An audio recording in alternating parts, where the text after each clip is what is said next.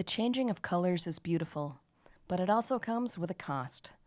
Leaves are everywhere, and they aren't done falling yet. But they aren't a complete nuisance, because they can give their nutrients to your yard.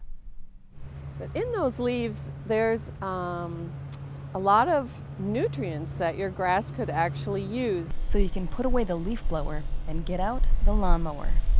The best thing to do with your leaves is to mow them, actually, like you would your lawn.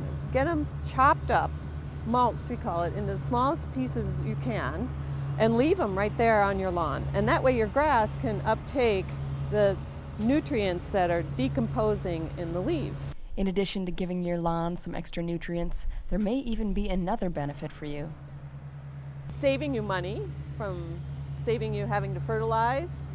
And actually now the recommendation from the University of Minnesota is to not fertilize this late in the year because the grass won't take it up, and it ends up just going down the drain. Your money's going down the drain as well in the spring when the snow melts.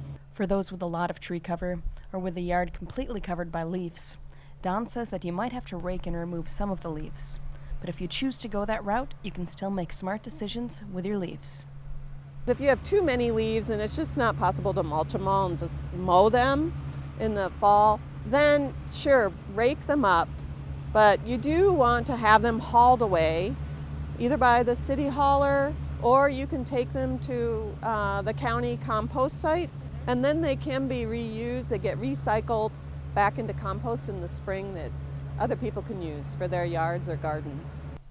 One of the worst things that can happen with leaves is when they end up in the street, because from there they hit the storm sewer and can have a profound impact on our local waters. Yeah, those leaves, because they have those nutrients in them, if they're in the streets and the rains come, wash them down, they go into probably your nearest waterway, whether it's a pond or a creek or a lake, through a pipe system. And those leaves add all those nutrients to that water, and when it heats back up next year, then the algae can grow and it could turn into a thick pea green soup and smell bad, and it's really not good for the aquatic life in that water. It's just bad all around. And our waters flow into the water that impacts people hundreds of miles away. All eventually, in this area, goes to the Mississippi River. And it just so happens that Coon Creek, which is the nearest creek in this area and what we base our whole district on, empties into the Mississippi River in Coon Rapids, and it's just upstream of the drinking water intakes for the cities of Minneapolis and St. Paul.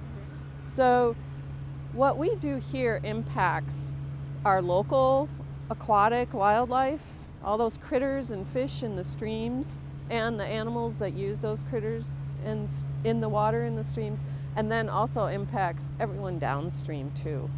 The Mississippi River borders 10 states on its path to the Gulf of Mexico, and at least 18 million people get their daily water supply from the river.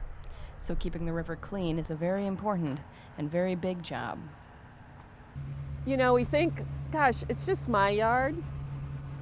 I'm just one person, what can I do? But when you multiply yourself by your neighbors, by your neighborhood, by your city, by the other cities neighboring to the state, to all those states you just mentioned, it really adds up fast. For North Metro TV News, Danica Peterson reporting.